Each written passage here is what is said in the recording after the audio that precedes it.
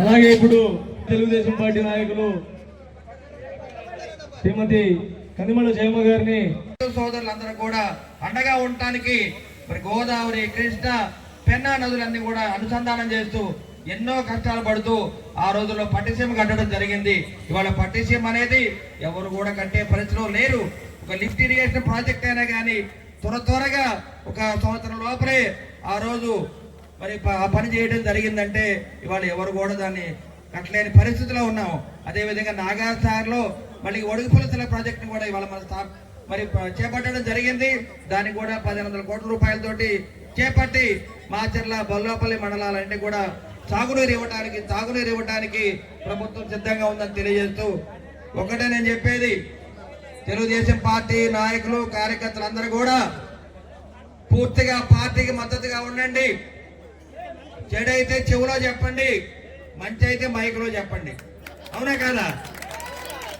ఎక్కడ కూడా మాట తప్పవద్దు, మడని చెప్పవద్దు.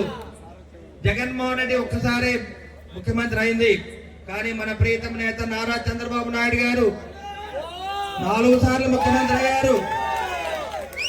అరవింద్ బాబు ఎమ్మెల్యే గెలిచిన తర్వాతే చంద్రబాబు నాయుడు గారు 4వసారి ముఖ్యమంత్రి అవుతారని చెప్పి ఆ రోజు గురదాల వేదిక మీద చెప్పడం జరిగింది.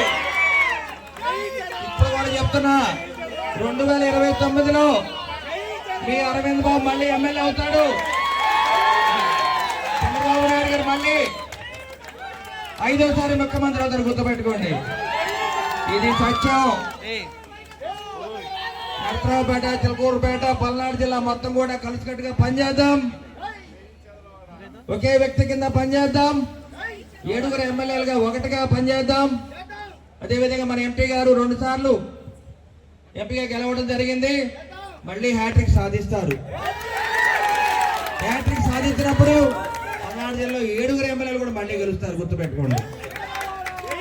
తప్పనిసరిగా ఇవన్నీ కూడా ఎందుకు చెప్తున్నానంటే, ఎక్కడ ఎంపీలు ఎవరు ఖాళీగా ఉండలేదు, మినిస్టర్లు ఖాళీగా ఉండలేదు, అందరూ కూడా ప్రజల్లో ఉంటున్నారు. ఇవాళ చంద్రబాబు నాయుడు గారు సామాన్యమైన జనంతో ఉంటున్నారు ముఖ్యమంత్రిగా. పవన్ కళ్యాణ్ గారు అంతే ఉంటున్నారు. మినిస్టర్లు జనాల్లో ఉంటున్నారు, ఎమ్మెల్యేలు జనాల్లో ఉంటున్నారు, టీడీపీ నాయకులు ఎప్పుడు కూడా జనాల్లో ఉంటున్నారు. రోడ్డు బాగా వచ్చి ఎప్పుడు తీసుకుని ఊడుద్దామంటారు మా ఆడపిల్లలందరూ కూడా.